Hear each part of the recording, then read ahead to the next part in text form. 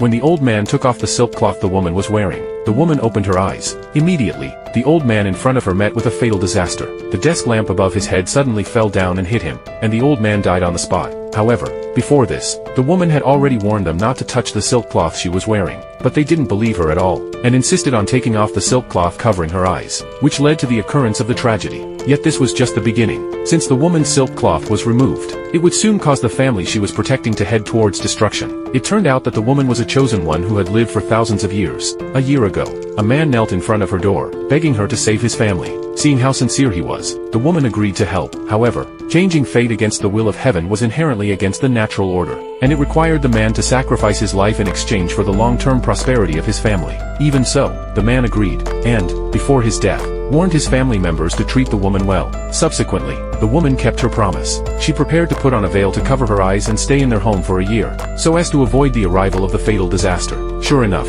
not long after, the family's business began to thrive, and even all illnesses in the family disappeared. But when the one-year period was about to end, the other family members had long been impatient with the woman. They thought she had no real ability at all, and then planned to drive her out of the house. Little did they know that this would accelerate their own destruction.